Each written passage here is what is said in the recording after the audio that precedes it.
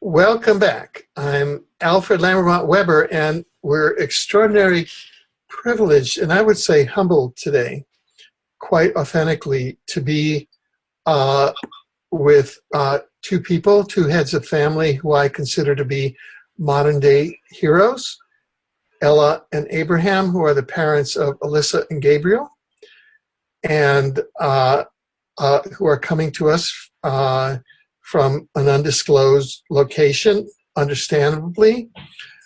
This is their first interview since the decision by a High Court judge in the UK yesterday, followed by articles in two of the mainstream media of the UK. This is what journalist M.A. Devlin of the CCN network had to say, Ella and Abraham, about this court, this judge, and these media. And I would like to ask for your opinion. She said, a court, quote, a court and a judge and mainstream media channels have now become complicit in cultic child ritual abuse by participating in widespread pedophile cover-up.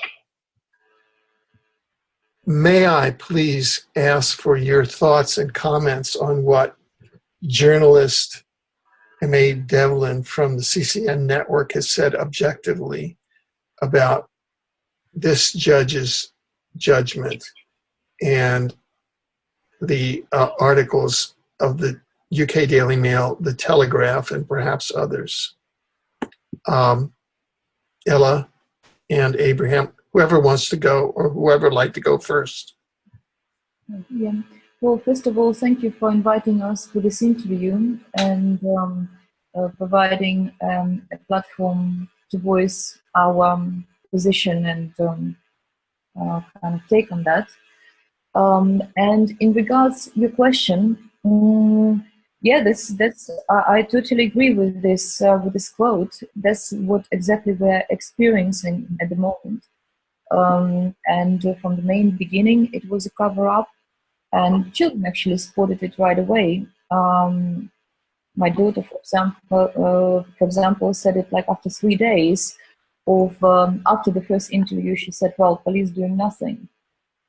And this is the case. We felt it right away. And then moving into the kind of legal system and fighting for children is just kept proving the fact that they would go a long way in covering this up. And now what we see is mass media being totally controlled by the system. And looks like they're all in it. I mean, I wouldn't say they're all involved in ritual sacrifices and the practices, but they are covering it up. So what interest do they have in covering this up? Right, right. Would you like to say any words, Abraham? Wow. We thought we were dealing with an infestation. Okay, we felt that we'd slumbered, we'd slept as a race, and we were dealing with an infestation of Satanists. But it seems that ritual child rape and child sacrifice is not child rape. It's actually, it seems to be an integral part of this culture. It appears that we've uncovered a death culture. They're drinking children's blood. They're eating flesh, and it's shocking. But it seems that we've allowed it to not only fester, but to become an integral part of our culture, to the degree whereby they now have the gall and the audacity to attempt to get us to accept this abominable behavior. So yes, I agree with the quote. Only I'd go a bit further, that's all, as I must say. Now, you both, Ella and Abraham, and your family, Alyssa and Gabriel, collectively, together, if we want to look at it with the full weight of history, you know, going back to there on Hampstead Heath, where this was all set, going back a couple of centuries to Bram Stoker, who lived there, who wrote Dracula, set Dracula there. It looks like this has been going on for a long time. If you go to the Highgate Cemetery, if you begin to get into this history of this. So you are really uncovering a world hub of pedophilia, ritual child sacrifice that has been going on for a long time.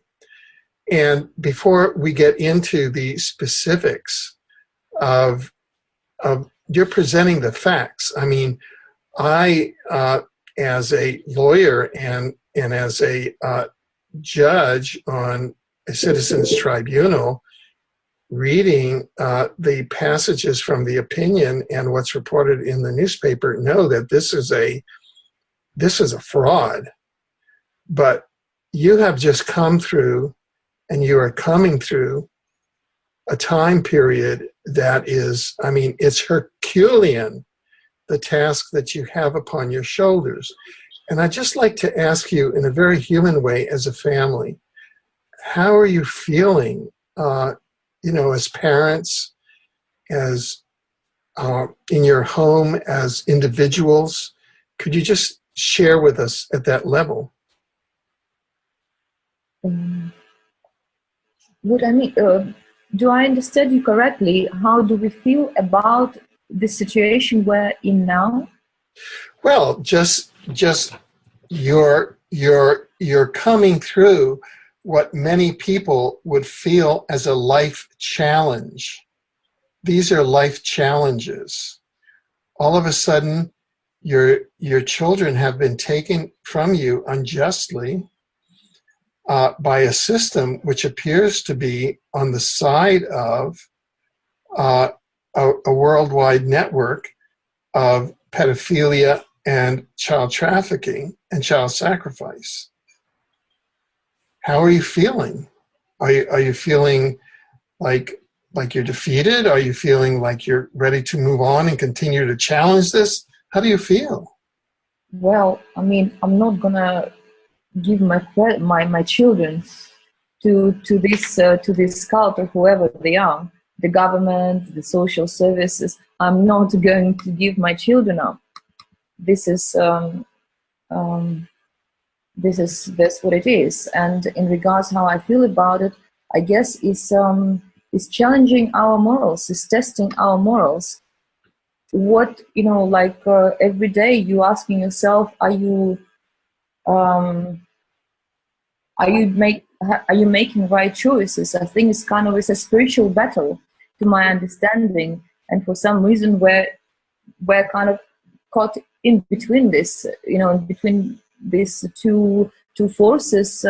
Now kind of came to culmination to, you know, one overcomes the other, and we know that, you know, we're telling the truth, children, we're telling the truth, and really, you know, God is on our side. But, you know, of course, it's challenging. I mean, it is not easy. I mean, it's an incredibly stressful situation. But nevertheless, I mean, what else can we do? I mean, we are fighting for our children. We're fighting to return our children. Very simple, and I guess every parent would do that. It's not any kind of like, there's nothing special about it. Everybody would do the same. Who will give up their children? Right. To the rapists, to the murderers, to the criminals, really. We can't rest, Alfred. And also, I would say, I don't want I would say it correctly if I would answer for all of us, that we feel betrayed as well. Because, I mean, you have a face. You know, I took children to the police when I heard their disclosures. Who knew that they're gonna be just covering it up so blatantly? And not just that, if the further you go, the worse it becomes. You know, now the judicial system is implicated. Now the media is controlled. Now they're taking the videos from internet. You know, you know, the freedom of speech now is compromised on Google. I mean, it's totally controlled. I mean, this is. I mean, I feel betrayed by that, but the fact that betrayed and perhaps how to say, I won't say irritated, but it's kind of it's, you know, we've been asleep while this been going on, while the system been kind of while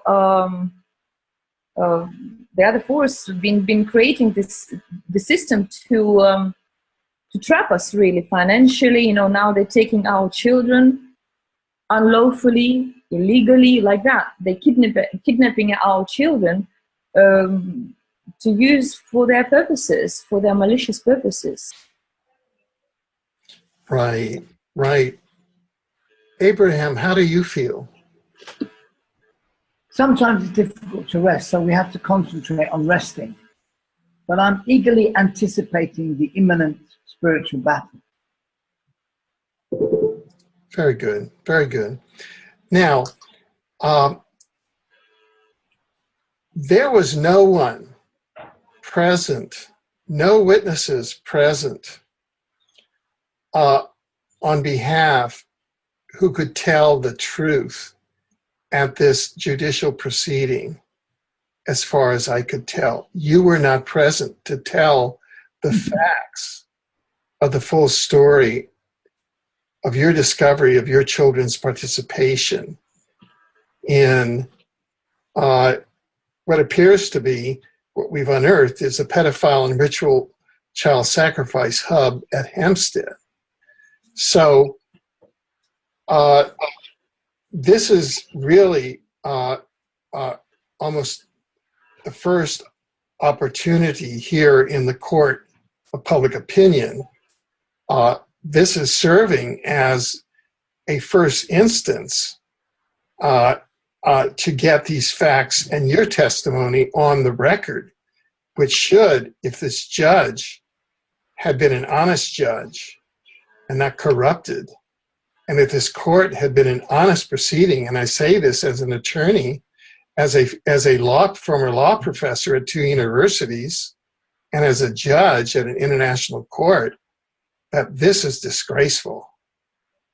The conduct of this court by any international standard is disgraceful, objectively. Absolutely. And so we would be very privileged if you could just ask you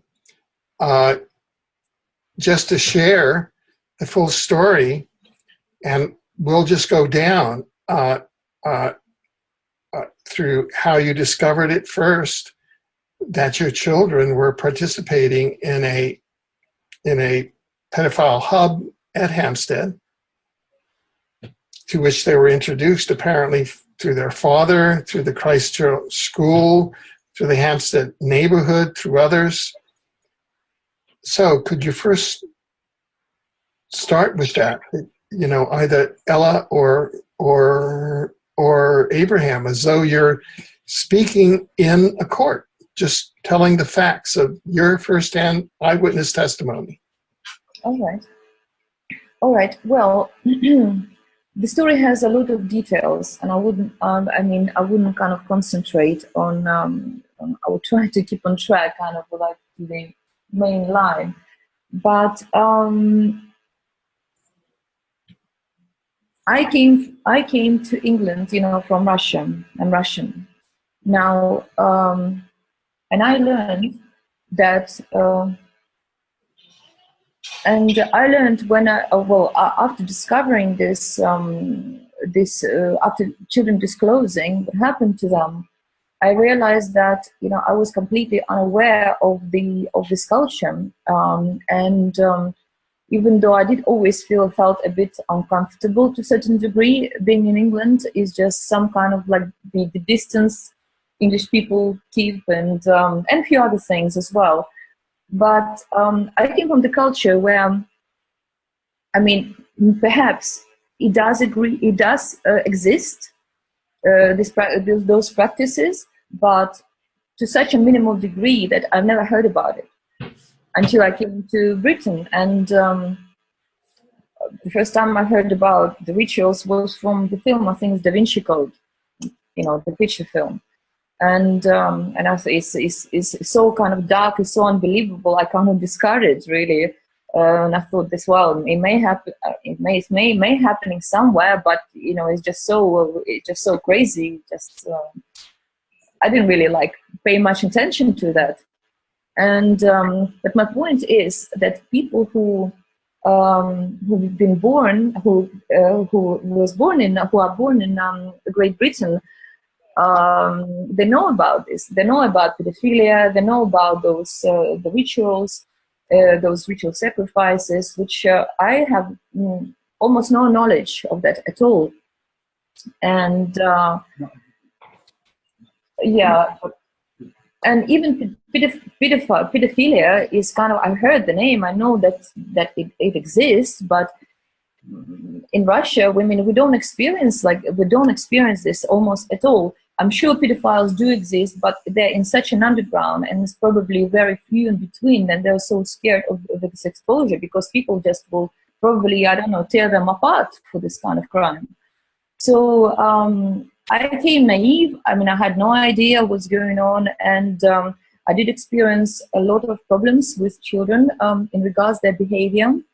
They were expressing aggression towards each other or towards adults, and this started to happen from very early age. And I thought that I just happened to have difficult children, and those challenges I was dealing with, as you know, as much as you know, as best as I could. And you know, when children were young, maybe I would say starting like really young, maybe 1-2 years old, they were tantruming a lot, but not because I have an older son of 17 years old, so I had an experience of having child already. But that was incredible case with Alice and Gabriel. Those tantrums were just terrible, and I wasn't quite sure what was going on. And the aggression, the extreme aggression as well, which is it wasn't kind of ongoing, but it was kind of coming in waves, I would say. And but it just only now when I look at the history or at all the kind of things which puzzled me, perhaps in behavior of my ex-partner, their father, and in behavior of the children, it's now started, everything now falls into places and the picture becomes really clear. But at the time, I had no idea. And one of the alarming incidents was about, it happened maybe about 2 years ago, when I caught both children in a second bathroom, where when I came in, Alisa had her panties down, and Gabriel was filming her. And I did explain them to as much as I could that, you know, it's inappropriate. You know, you don't do that. You know, your private parts, to show your private parts is for your, you know, you use it for yourself. It's your private part. You don't show anyone. You don't let anyone to touch it. And so anyway, but the point is, it really kind of puzzled me that why he was filming her, where this behavior came from. They didn't say anything. It was a tiny footage of maybe 50 seconds where it was just filming Alisa's private part.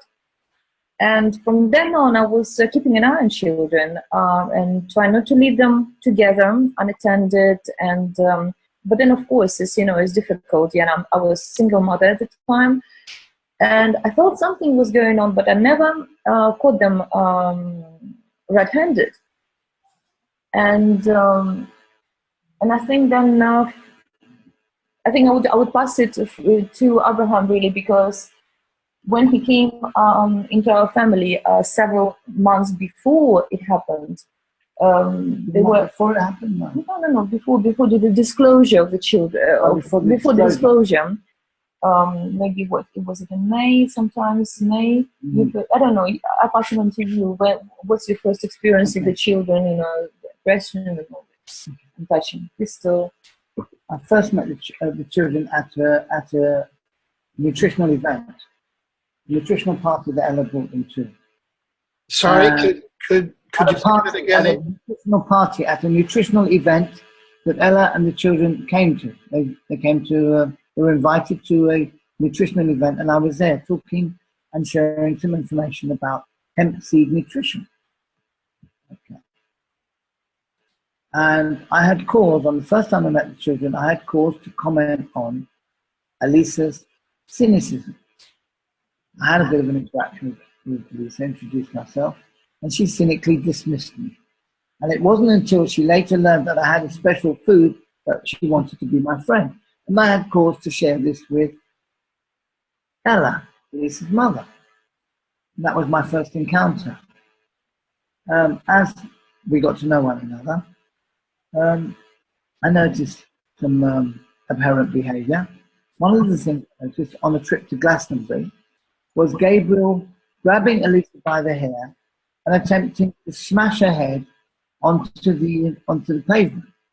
He pulled her from a van, and I was shocked. And another friend of ours who witnessed it was also shocked to speechlessness.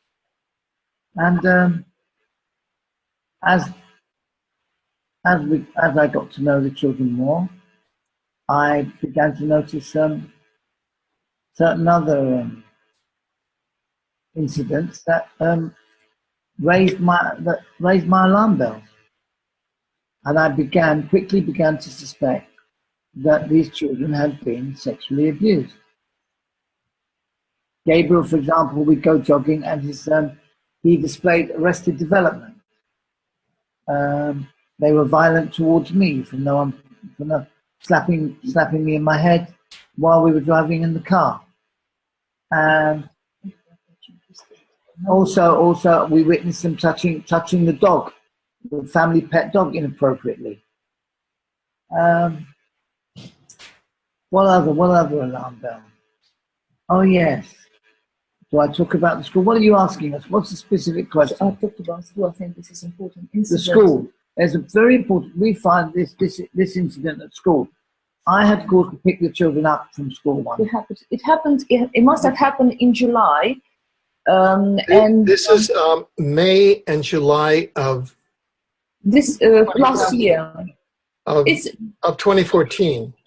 That's right. Literally like a month or a bit more before children disclosed. Mm-hmm. And I noticed for the last couple of years, Alisa started to suffer from some kind of eczema or allergy on her face. And I noticed that it becomes worse with her consuming sugary foods or sweets. And I refined sugars. So I warned the school many times about this, to refrain from giving sweets to Alisa. And then on one occasion, when Abraham was picking children from the school, he noticed that one of the teachers is giving out the sweets to them, and to Alisa specifically. And he was aware of the situation about this allergic reaction to the refined sugars, as he's working in the nutritional field, and he's a kind of a specialist in this area. He asked, how would you explain? What happened then? Well, I Because know this as I arrived at the playground, I noticed that one of the teachers was handing out sweets freely to the children, refined sweets, refined sugar sweets.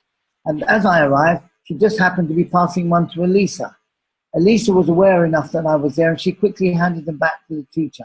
But I'd already seen them, and I challenged the teacher, and I asked her why she felt the need to be giving the sweets to Elisa, when her mother had expressly asked the school to avoid giving them to Elisa. What happened? She lied and told me that it was her birthday. We later learned that it wasn't her birthday. And then I was approached by another teacher, a Mr. Louis Hollings, who has been implicated as one of the ringleaders of this cult. I was approached by him, and I could see that he was agitated. So I took him away from the group of children with the sweets, and I told him that I was concerned about his colleague giving the sweets to Elisa, and as these refined sugars affected the children in the way that certain drugs did. And he became quite agitated and seemed to want to get into some sort of confrontation. I stepped back from him. I took a pace away from him, and I asked to speak to a superior. He duly went off and went to seek a superior. I went into the school. I met the caretaker, introduced myself, and I waited patiently for him to return. He returned with someone whom I now know to be the deputy head, Kate Unwin. We went to a private room, and we sat down, and she informed me that her colleague had told her that I had been aggressive towards him, and to a teacher.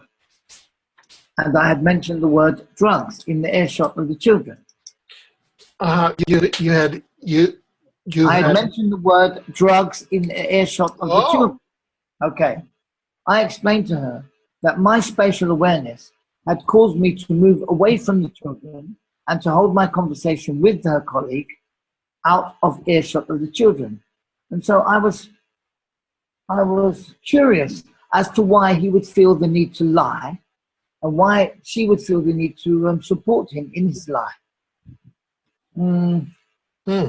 I told them that I was a nutritionist. I explained that I was a nutritionist, and that I would report back to Elisa and Gabriel's mother, what I had witnessed, and I duly did.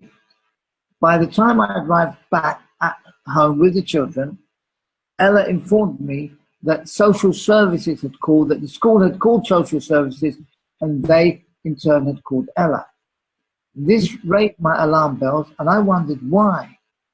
Why did they feel the need to make such a fuss about the giving, about being caught, about having been caught giving a packet of sweets to Elisa?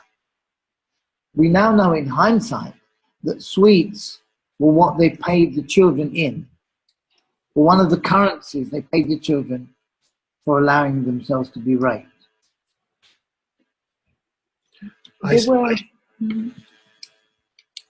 I see. Now, what was her name? The deputy head. What was her last name? Miss Kate Unwin, or Mrs. Kate Unwin. And the teacher. U-N-L-E-Y? U-N-Y-I-N.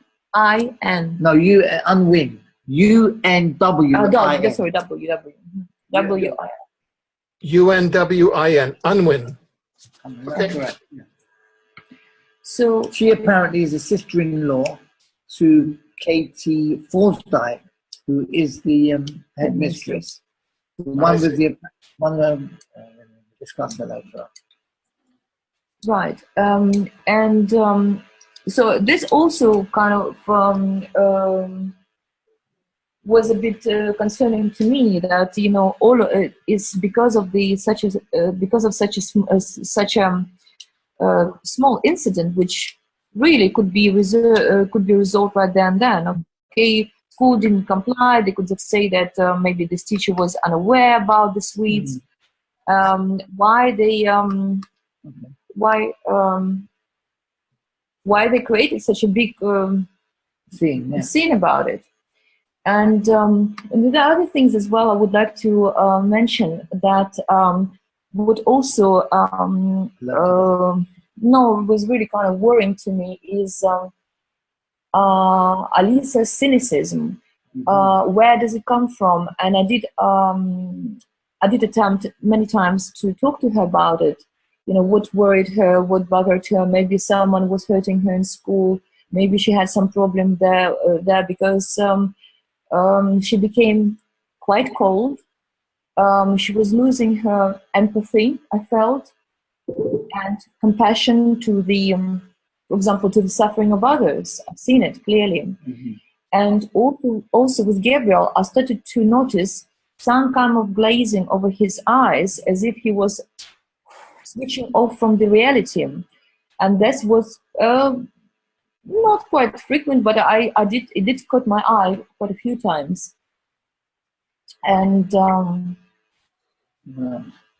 yeah, well, basically, this is we gave. I mean, there are much more things there. Just I don't want to take our airtime to kind of go into these little details. No, this is exactly the sort of thing that you would be saying on the stand at the court. Right. You would have been allowed the right, given the right, your right to testify in open court, as should have been the case. Right. Okay, then. So, well, what also is worth mentioning that I've been in the legal proceeding with their father prior to that for a long time, and for some period, I think between 2010 and 2011, the father had visiting rights, which I was not totally objecting while we got into the proceedings and into this dispute, because I wasn't, I didn't quite, I wasn't, how to say, I wasn't quite sure he was doing, I wouldn't say good job as a father, but there was something, there were a lot of worrying signs for me, and I didn't really want to give him children for long times, and that's what he wanted. He wanted to take them overnight, and for long periods of time. But there were a lot of things happened before that. You know, for example, the violence. And on one occasion he tried to kill me because I refused to go to a party arranged by him. Well, in fact, he created an argument with me.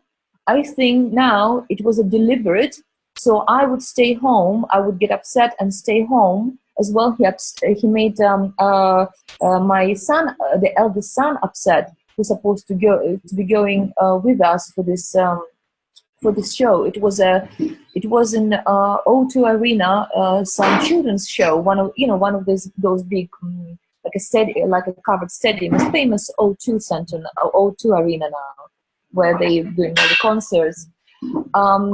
It was a VIP booth, and so we were all supposed to go. And just before that, I received, but while we were getting ready, I received a very strange email, which my son read for some reason. Maybe it was open on computer and he was doing something, and he said, "Mom, look at this." And it was quite, it was a threatening email saying that I committed some fraud, and it made him very upset, and said, well, I looked at it briefly and I didn't really take it serious. It was obviously a scam. And I explained James, my son, who would, at a time, I think he was about 10 years old, that, don't worry about it. It must be, mistake or some people scamming. But then, for some reason, I asked Mr. Dearman about this. And he said, oh, yes, I sent it to you as a joke. And I asked him, well, what kind of joke is that? You know, James upset, I'm concerned. And he said, well, I thought it's going to be funny. So now we're discussing that, and basically I said, I'm not going to go. James upset, I'm upset now, we're not going to go, but you can, you know, it's why children should suffer, you can take children. And as he was going out with them, I don't know, intuitively, I didn't feel very good about it. And I said, well, you know, I think we can't just do that. You know, half of the group staying back home, and I think we just canceled the trip. So he's got really upset. And as I was taking children back in the house, he grabbed me and took me in the bathroom. Well, grabbed me and pulled me in the bathroom, really, I would say, and started to kind of swing me by my, you know, by holding my hair around in the bathroom, and finally put me on the floor, and he started to push my head with his knee, and he's a very heavy man. So, I mean, I thought I'm going to die. I mean, that was, okay, he's going to crack my skull or something like that. I even had some trouble with breathing, and I screamed out to James to call the police. So when he heard that James already speaking to the police, then he let me go. So, while this has been going on... Yeah, could you just, sorry to interrupt, who exactly was it who was holding you on the floor again? Well, their father, okay. who children made accusations against. I see. Right, and so, but this was, there were a few incidents before as well, but not as severe as this one. Well, in fact, he's never hit me, but he kind of like pushed me or things like that, where I ended up calling the police. It was, I think, about five police calls out in total. And then I also reported him stalking us, stalking my nanny with children, stalking my mom with children, sending me emails of inappropriate content, where he said that he saw me in, just really kind of harassing emails. So, so in spite of that, the court didn't take it seemed like didn't take into consideration any of that, and still allowed unaccompanied contacts for him, unsupervised contacts every Saturday for all day between 10 and 6. And that was really terrible time, because almost every time, children came back sick. On many occasions, one of them would throw up. And I thought, because I'm also health conscious and I've been studying nutrition for a long time, you know, diet of my children is extremely healthy, well, to my opinion. I mean, they're healthy children. They hardly ever catch colds or flus. They're very fit physically. They're very clever. They're very bright children. They speak 2 languages fluently. They're doing... I'm investing a lot of time into their education. They read in both languages. Lisa plays a violin. They're both learning tennis. Gabriel goes to judo, so jiu-jitsu as well. So their education is quite diverse. And so what's been going on during the Saturdays? Children would often come sick. They would come in terrible mood. They would be fighting like crazy, screaming and shouting towards each other, towards me. They would be very disrespectful, and but physically it was terrible. They would be sick. On one occasion, Alisa was so sick she was lying down next day in bed, like she didn't want to move. And it was like she had high temperature, and I almost took her to emergency room. I did speak to the hospital. I'm sure they have recordings of that. And so this has been going on for a year. they would often miss the school on Monday or Tuesday, both of them or one of them, and we would spend another few days recovering from that. Now, nevertheless, it's nothing I could do in regards to that. My objections were discarded really by the court, and until finally he retained them at the unknown address for 3 days. And at that time, I didn't have the residence in my favor, and so police could not do much really because of this not having residence. So I think they searched him and found some former address where this address where he held children for 3 days was unknown. He wasn't registered there, and he was insisting me to come and collect children there. He missed the time when he's supposed to bring children back, and I was waiting for an hour and a half, and I went back home, and then he was demanding me to go to this property to collect the children, which I rejected. At some point, he did actually give me the address. I think late afternoon Sunday, still demanding me to go there. Anyway, on Monday, my solicitors got involved, and children been returned to me also late evening. They missed school on that day, and it was another incident which I didn't know. Children only disclosed to me later on, about 2 weeks after it happened. But this happened to happen after this incident when he retained them. And what happened? On Friday, prior to the contact with their father, Gabriel refused at some point talking to the father. I think he was hungry. Maybe he just was tired. It was end of school week, and so he said he wants to go to eat. He doesn't want to speak to him anymore. And so next day, the father he punished them by leaving them on the busy junction of the highway, which is we resided at the time, like 2 blocks away from this highway. It was a really busy, dangerous junction. He left them on the 2 meters, like 6 feet wall, on their own, and he drove off. He left them for 30 minutes as a punishment for Gabriel not wanting to speak to him.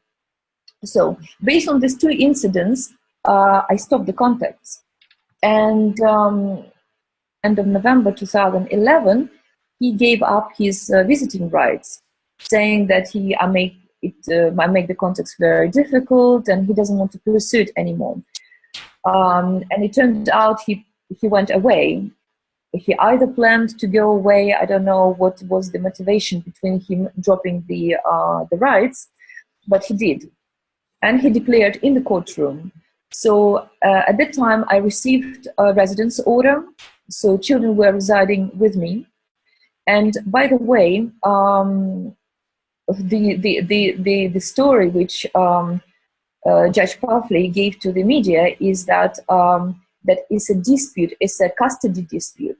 Now, this couldn't be further from the truth, because I already had custody over my children. So for me, there was no reason to. They say I coached them, we coached them in order to get on to him. Well, why? I mean, I had custody over children. I didn't want to do anything with him. Why I would create the story and coach children to say such outrageous things? And first of all, I wouldn't even have the details of the story myself to coach them. But why would I do that? Why I would take children with these false allegations to the police and to put them through what they're going through, and to put myself in this situation? Besides, I think it's a quite serious crime, right? To make false allegations and of this matter. And not just that, if you wanted to get back onto him, I mean, why I would include teachers, parents, why I would do that? Police officers, the social workers, Kafka's workers, what on earth I would do that? So this is kind of the background of the case, really. Then for some time, to my awareness, they were not seeing father, and maybe for like 2.5 years, until June of 2013, where he first showed up again in London.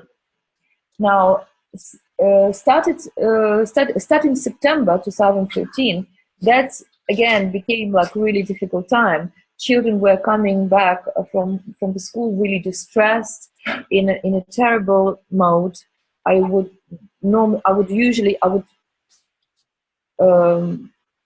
take them to the park so they can unwind and just be in the nature and just to calm down. But this year was terrible, and but he didn't see them. So I thought, what's going on in school? Why are they coming in such a mood, in such a state? And it's only later, when children disclosed their experiences, I learned that he was visiting the school at the time, or maybe started to visit the school at the time. And they also explained me that he knew one of the teachers, which I think was Gabriel, year 1 teacher, Miss Wilmer. I think Claire Wilmer. I'm not quite sure about the first name. So children explained me that their father, Mr. Damon, knew Miss Wilmer before they were long-term friends. And she introduced him to Mr. Hollings and then to Mrs. Forsdyke, and they became very good friends. This is what children explain me, how he been introduced in school. Yeah, well, coming back to this visit, well, to the context when he saw them for a whole year. Children are saying that this happened before they went to school. They're explaining that he was taking them to what I understand is a pedophile ring. It was a group of people. They gave names independently, so we could cross-reference them. So it was Minia, of a Polish nationality, then Brewster, German, and Joseph, English. Plus, there was members of family of Damon's family involved. His mother, his sister Lisa, and husband David, and his brother Wayne, and his spouse Mary. Both couples have 2 children, which I never met, and to my awareness, children are not supposed to have met them, but they know exactly the names of the children, the age, and those couples, they brought their children also for the abuse, well, rape. And this is the time when I would imagine I understand Mr. Damon got involved in child pornography and and snuff movies.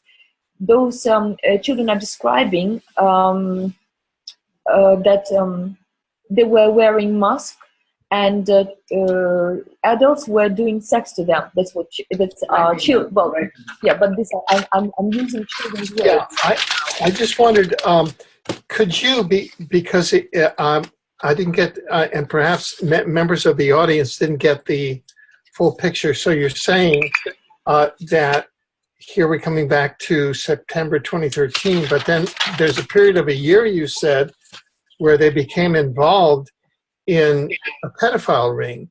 Now, yeah. Where was that who brought them to the pedophile ring, and where was that pedophile ring based? And, well, yeah. Mm-hmm.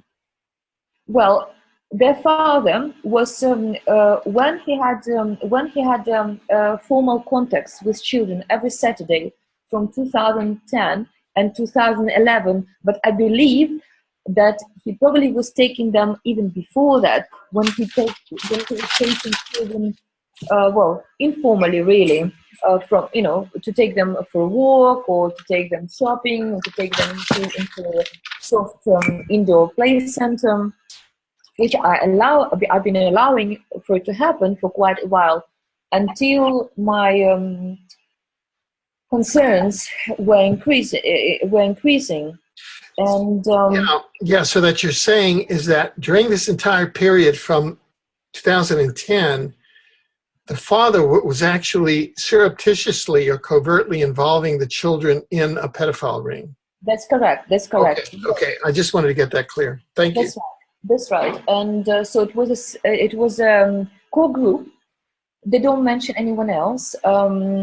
So they've been abusing their own children, and also Booster, I believe, he, as children explained, he was either a nanny, a male nanny, or he was looking after children where he was bringing someone else's children over, I think 1.5, 2, the boy, and a girl a bit older, maybe 2, 3 years old, also for these sessions.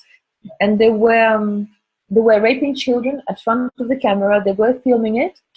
And then Alisa also was saying that they even showed the children those films online, and they were making children, they were forcing children to witness the rape of the other children.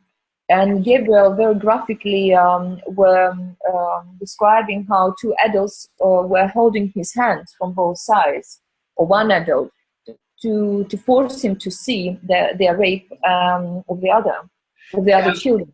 Right. And I just want to make it clear, when did Gabriel describe all of this to you? That happened in August, when we went in August of 2015. That's correct. No, 2014.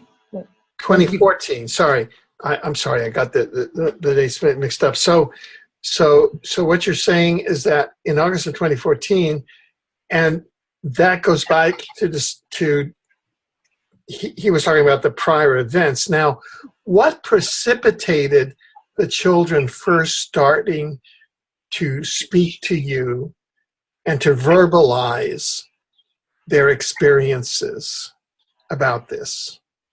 Well, it was Abraham who actually he was first witness of this disclosure. So perhaps I will pass it on to him so he can explain it better. We've become increasingly concerned about the children's behaviour, and right. We suspected that they were touching each other intimately. Ella suspected it. We later discovered that the nanny, she knew of it, but she covered it up. The nanny had witnessed it and covered it up. I suspected it, and then I caught them. I caught them touching each other. I'd noticed that Elisa would go to Gabriel's bed early in the mornings. Anyway, I caught them one time doing it, and I asked them, who taught you to do that? And they said to me, Papa. He was reluctant to tell me, of course, but I did badger. I badgered him, and eventually they said no one. And I said, no, I know someone's taught you that, and I know who. But please tell me, who taught you? And they said, Papa. And then, yeah, go ahead. Slowly from there, they began to disclose. However, we quickly learned that they had been programmed, they'd been conditioned, and they had been raised as soldiers. They'd been desensitized to killing, and there were times when they were disclosing that Elisa would make a sign to Gabriel to be uncooperative. We also learned during this time that they also had a secret sign language as well. But during disclosures, they would often become uncooperative, and they would attempt to distract us and lead us astray. although what I want to say, they were very relieved. Gabriel he became just different child.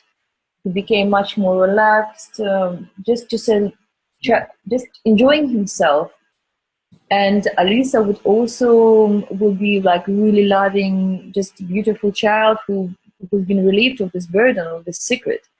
And but they were like switching in between these two modes. Yes. So one moment they'd be gone. As they were disclosing, I think they started to it's something about the information that they were giving out. All of a sudden, she would get, probably it was a fair, yeah? Definitely fair. There was she would, or both of them, or one of them would get scared, and they would just shut down. They would be they would stop disclosing, and they would say. I remember on one occasion, Alisa started to. She was keep saying that they never existed, and that's what, I guess, programming that how she was programmed. No, they must have told her that, if you're going to say, that's what you're supposed to answer. They never existed. If anybody ever questioned, but what happened? They would switch from being angelic children, and they would become demonic. They would, and we finally worked out that when they changed, one of the triggers for them changing was when they touched each other intimately. We learned that the father taught them and pressured them and terrorized them into touching each other intimately at least 5 times a day. And they had become quite adept at doing it. They would often ask their mother to make food when they weren't hungry in order to get an opportunity to touch each other intimately. They had a secret sign language that they'd use to communicate when they would touch, to meet in the bathroom, to go and touch. Like squinting eyes, for example, or sticking tongue out, or sticking their bottom out. Or like wriggling their bottom or shoulders, things like that. And they did explain what it meant afterwards when we noticed that. And they said that their father was coming to school and actually teaching them at school, well, I would imagine other children as well, the secret language. But they said that they also created their own signs as well. And they began to wait during the disclosures, at the very beginning of the disclosures, shortly after, they began to wage a war specifically against me, because they felt that, I can understand now, they felt that I would be the problem, because that I was a problem, because I'd gotten them to disclose, and now they were at risk of being killed by their father, because the reason they'd never told was because they were always fearful that he would carry out his threat to kill them. Right. Now, during what period was this? Just to get context. Within the first few days of disclosure, they began. But I mean, what were the dates? Right. We went away around, I think, beginning of August. So they started to disclose, I would imagine, in the middle of August, the second week of 2014. Yeah. Yes, that's correct. Good. Thank you. And shortly afterwards, they began to wage. I think at Elisa, we learned also that in the cult, Gabriel was subordinate to Lisa, and he would have to do as she said. And she would often get him to steal money and to do other things. That was another warning signs that they were stealing money, and apparently they saying that they were stealing money as well for their father, and their father also asked them to take bank details for my credit card. Now, just at around this time, I didn't know it happened, but I had some fraudulent activity in my with this card, where there were some purchases been made with my card, and the flights tickets, for example, with I think German. Air Berlin, and it's a jet which I reported to the bank, and at the time, which I think happened maybe in June. So children saying that their father made them to take this car details. Now, even though I gave this evidence to police, again, this never been investigated. This particular incident, and then the worrying thing is that it was all kind of like they could take £5 from my purse, which after some time when I noticed, I started to hide. But then they were taking large amounts of money as well. Yeah. Then they began taking larger amounts of money for him, for their father. Yeah, and they also stole my phone. But these were just other warning signs for us. Which they know. I didn't know that they stole the phone, because the phone went missing, and I would not imagine that the children had stolen it. But it went missing, and the strange thing was, it went missing in the house. It wasn't if I'd gone outside and lost it outside. It went missing in the house, so it was a bit of a quandary. Anyway, back to the disclosure. Right. During the very early beginning of the disclosure, I noticed that the children became very hostile to me at times. Sometimes, most of the time, they'd be loving, but they would sometimes become very hostile. And I felt it was the fear of their father killing them. Now, for disclosing. Now, what happened is that I started to get very ill, and I started to spend a lot of time in the toilet. And we later learned that not only were they putting excrement on our food, but they were also taking my toothbrush and wiping it around the Moroccan toilet in order to make me ill, to prevent us from questioning them and them disclosing more. I see. I initially said nothing about the toothbrush, and I moved the toothbrush. However, they continued to put excrement on my toothbrush, and I'd become very ill. Yeah, and me too. We both were very ill for about 10 days. I think. Now, we questioned them, and eventually and it became very acrimonious. And I have to admit that I hit them with a metal spoon on their head. And this is what they used the court. They used it against Abraham. But the thing is, they made after children been taken into police protection. That's what they call it. After they've been taken into police protection. Yes, after I think there was the medical examination took place on the 12th and 15th, and it's only much later, several months later, I received the photographs of their body parts having bruises, and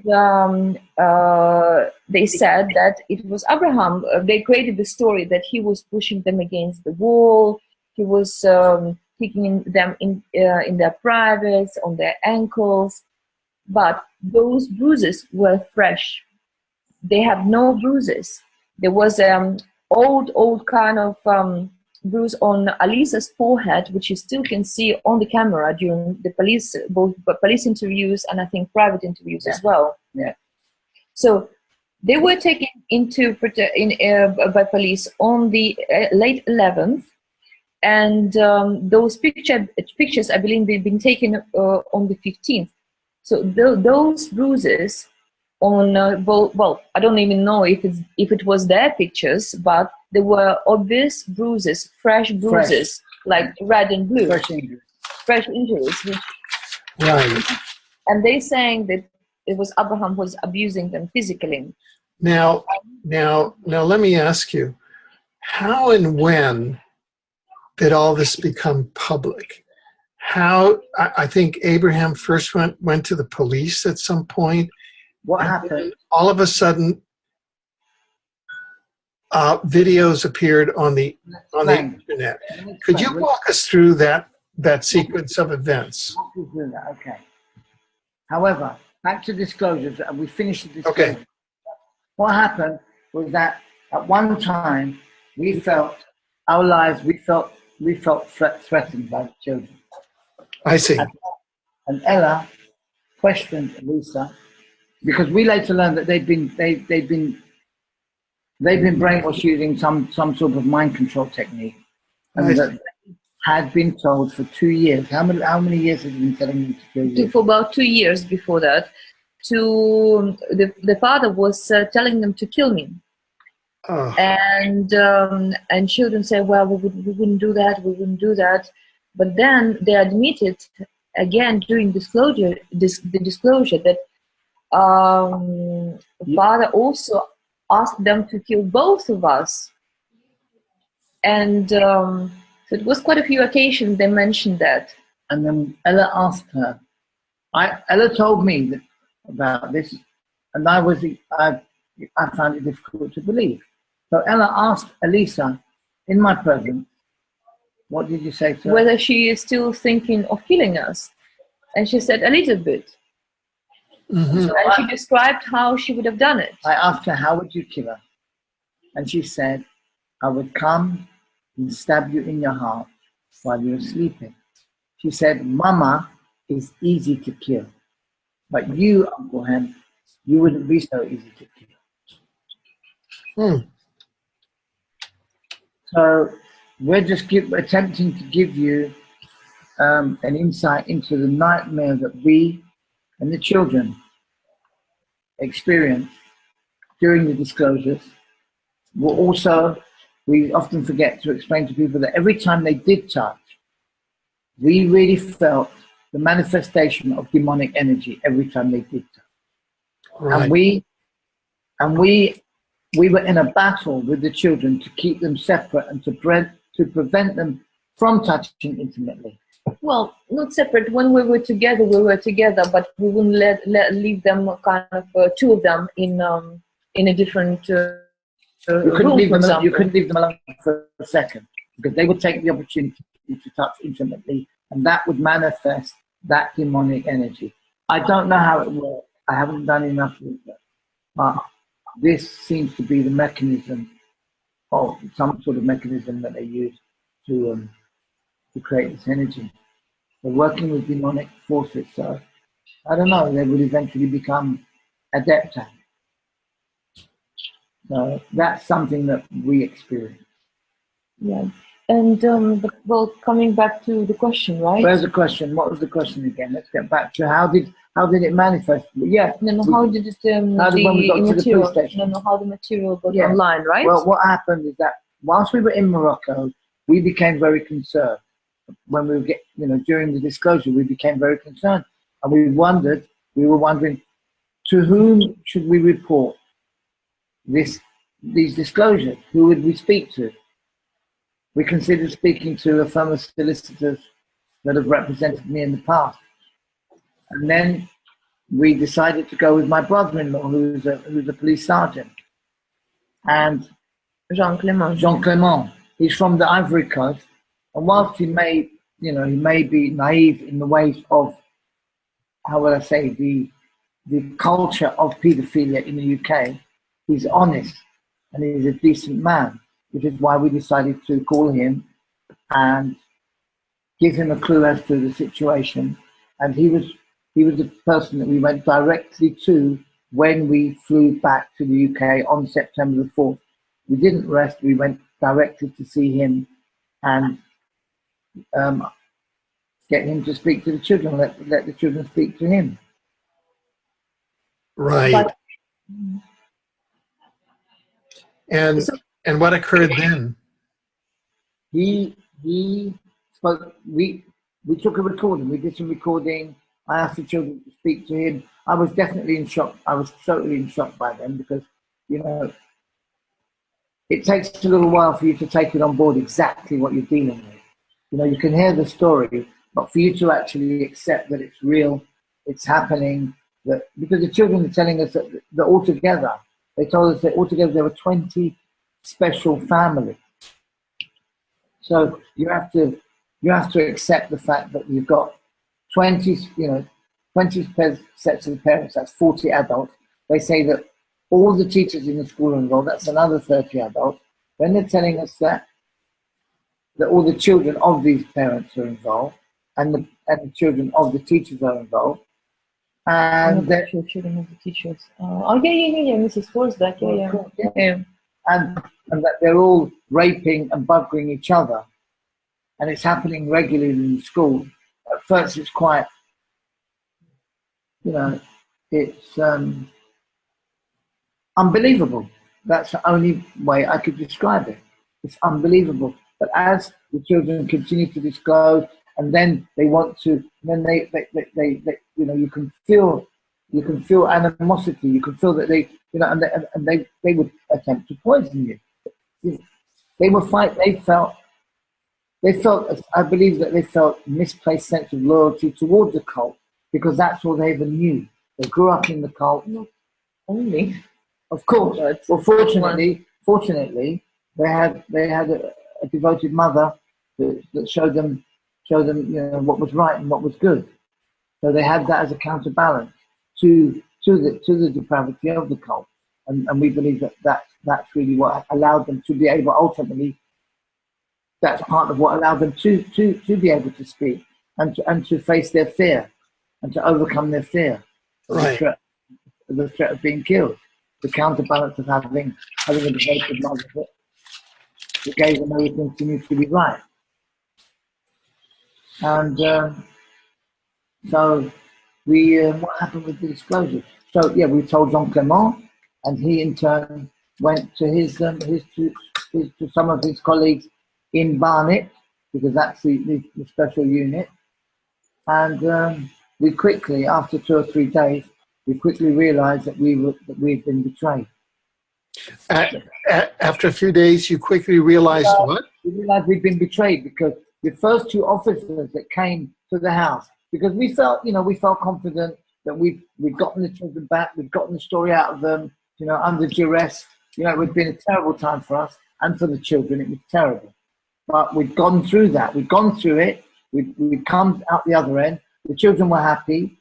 They were happy that they'd been able to disclose, and that we'd come to the UK, and we all felt that we were going to achieve justice, and we'd get help from from someone in authority. Right. We're aware of the corruption within the police system, within social services, within the judicial system, but we naively assumed that there would be some good people that would help us within these institutions. But we quickly learned that these institutions, all the positions of power, have been taken by members or affiliates or people who are subordinate to cult members. And it seems we've slept. We've been asleep, humanity has been asleep, and we've allowed these demonic forces to take over all the governing institutions on the planet. Right. Well, before getting to that, what exactly happened after you took? The first officers that came on, you can tell them about Cleo and John and Dick. The first officers who came, they've been, looks like they've been taken out of the case. I've seen this lady on few occasions. I mean, she's the one who helped Steve during the interview on the 5th. When she first came, both of them were quite excited. They couldn't believe it in the beginning, but then after they heard the story, they took it seriously, they became very. The girl particularly, her name is Chloe or Cleo. Became very excited. Yeah, but then both of them been taken off the case, Very and quickly. in fact, I saw Cleo on the 11th when I took children for the interview. This is the day when they've been taken into custody, where they've been, well, they say taken into protective custody, but in fact they were kidnapped without any paperwork being given to me. They just said they had power to take them, and they took us out of the premises. So basically what they did is that you went to Jean Clément, your brother-in-law. 2 officers then came, and they sat, and once they heard the story, they took it seriously, but they were taken off the case, and then 9 to 10 officers came to your home, and the children were kidnapped? That was later. That happened in September. Now, children have been taken into care on the 11th. Yeah. We took them along for an interview. They invited us for an interview. This is on September 11th, 2014? That's correct. That's correct. And also, I was interviewed as well, while children have been interviewed. And they tricked us into the building because we agreed between us that for the security reason, we're not going to go into the building altogether.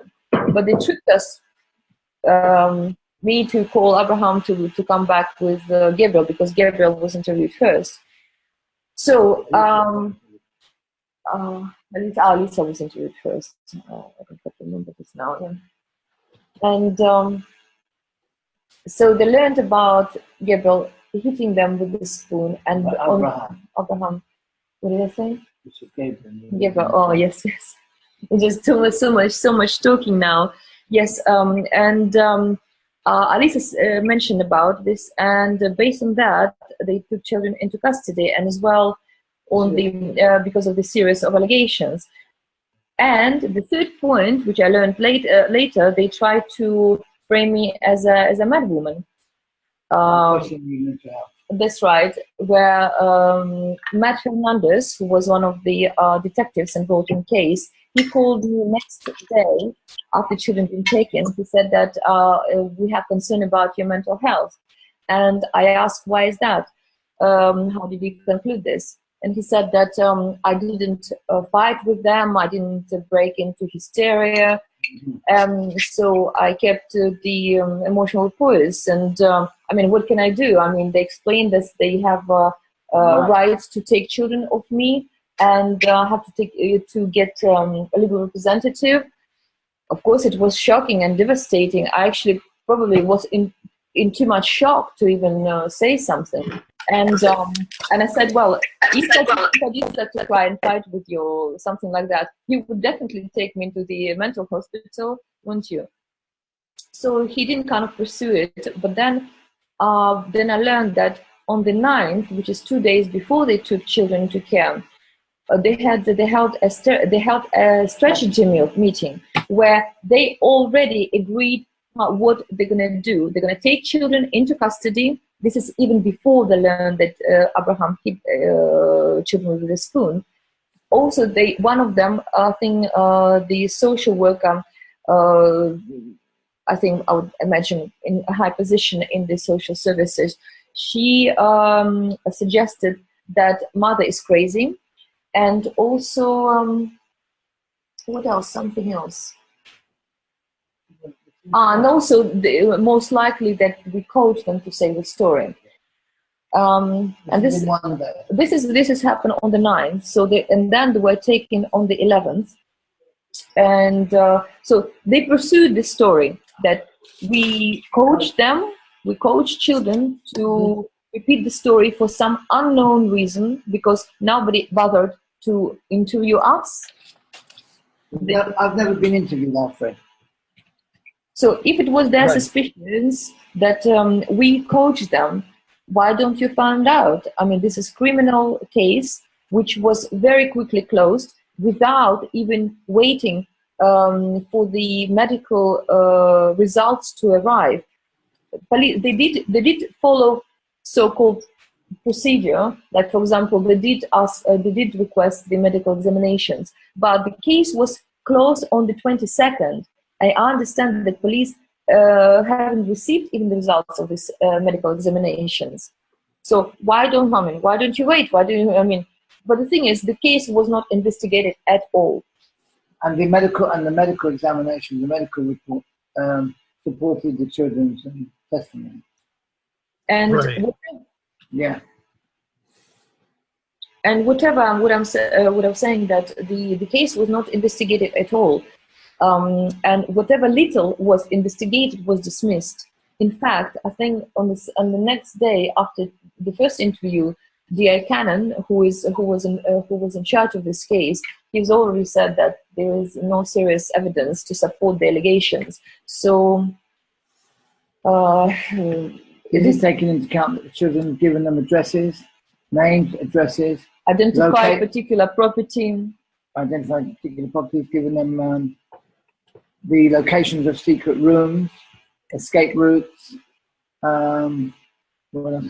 distinguishing marks, graphic details of intimate distinguishing marks of some of the abusers.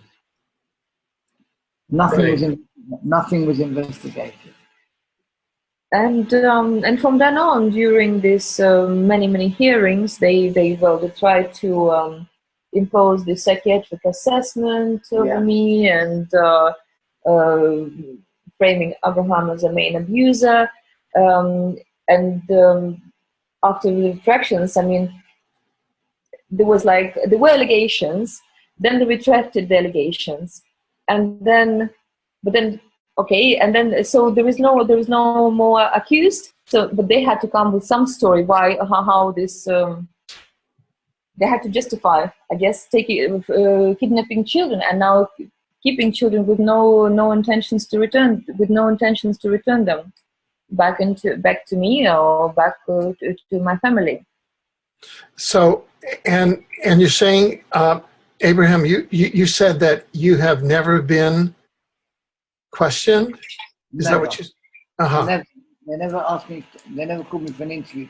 It was only after the videos began appearing on the internet that they come to. They never asked me. They made a witness summons. They made a witness summons for me to become party to the proceedings, to come to court. Right. Now, but no one even interviewed me. Yeah. And when the videos came, go on, Alfred. No, go ahead.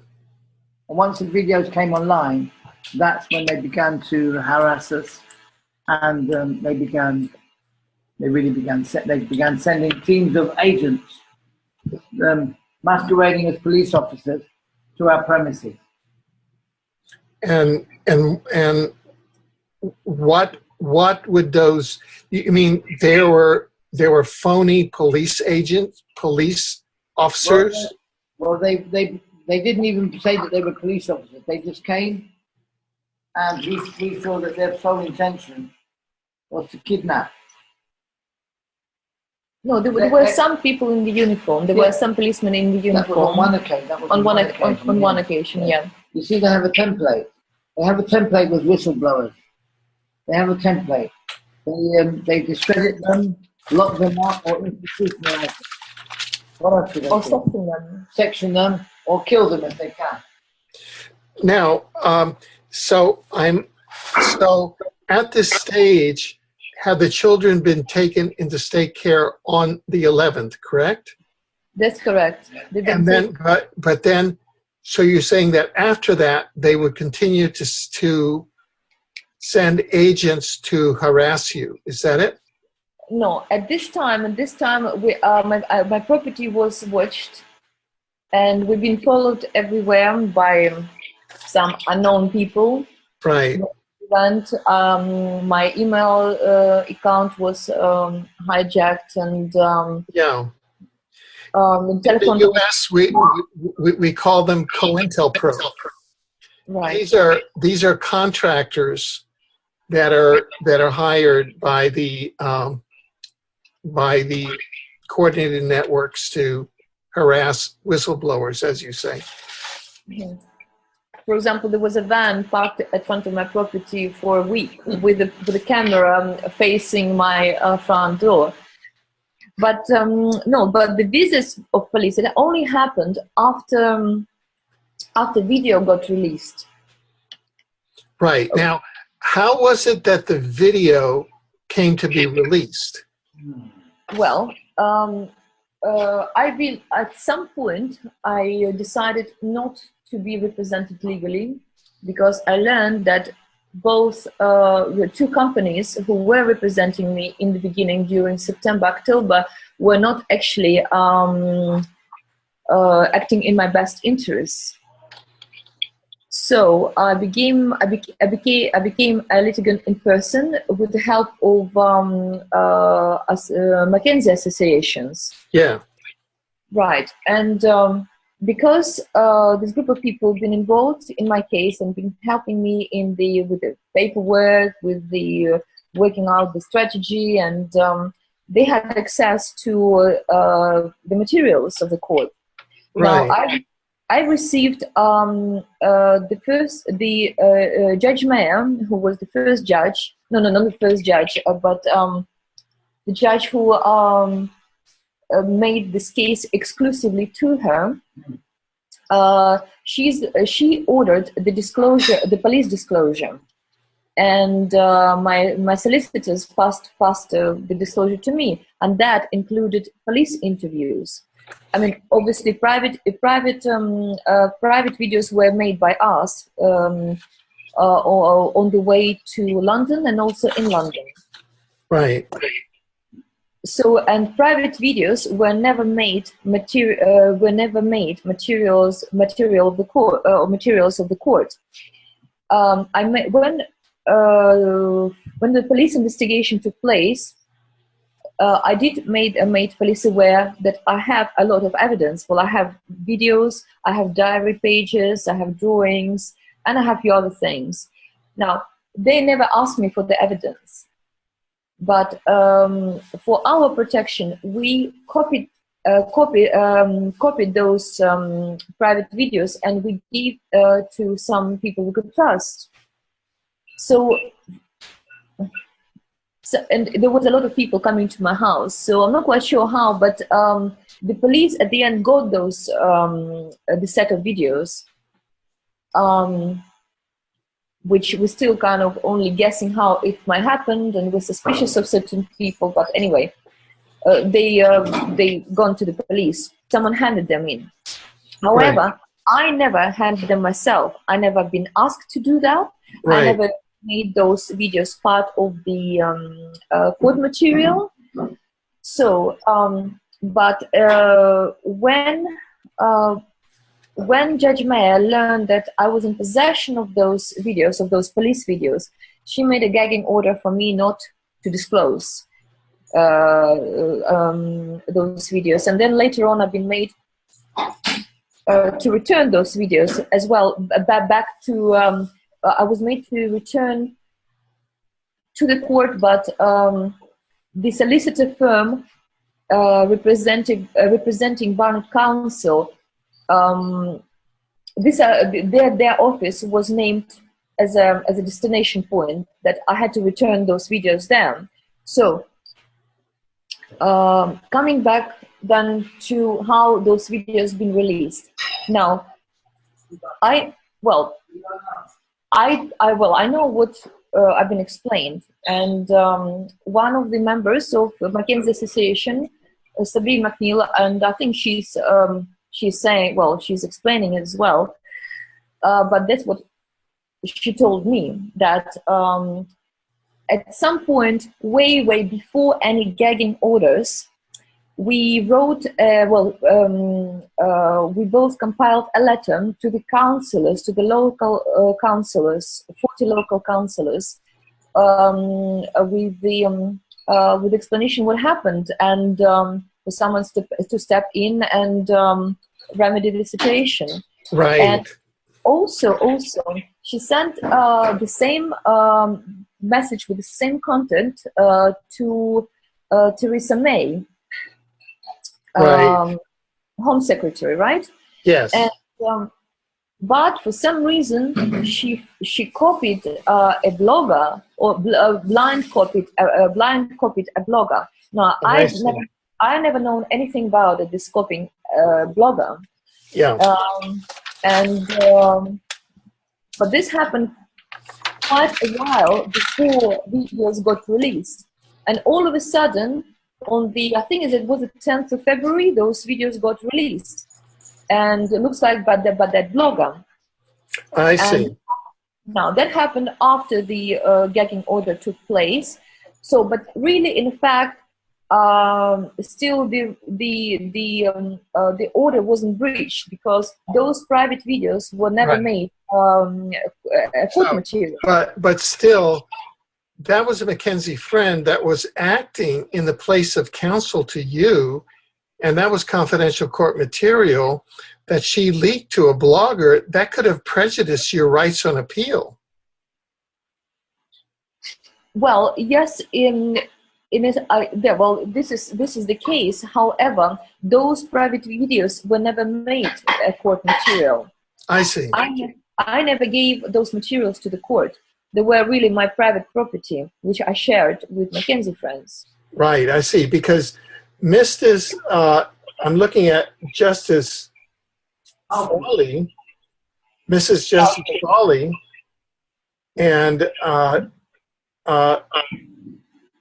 she's saying about this case, she's saying, it's akin to the sensation, I imagine, of a Facebook user having an indication that some posting or other has been liked, i.e., she's trying to turn the fact that here you have a Mackenzie friend, which if you go into the literature, Belinda Mackenzie and the Mackenzie friends have legal standing in the British system. And so I would say that it's a questionable issue of Mackenzie friends leaking confidential court information to a blogger, but that was done here. But here, the court is trying to use this and to reduce this entire case to the case of an email war or, a flurry on the internet, to a Facebook issue.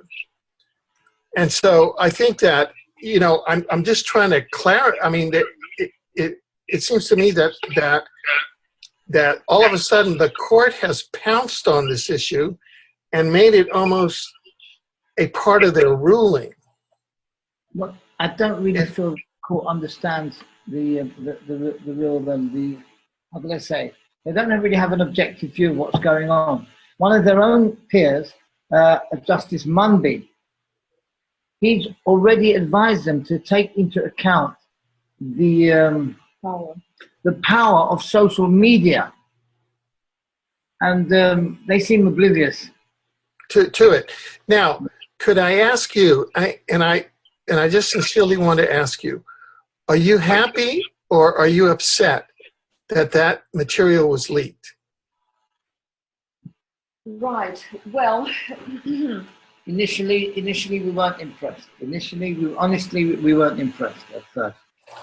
Okay. Well, because I specifically I was clear about that. I don't, if ever this material, well, this particular videos, which were not, again, I want to repeat myself, were not part of the court material.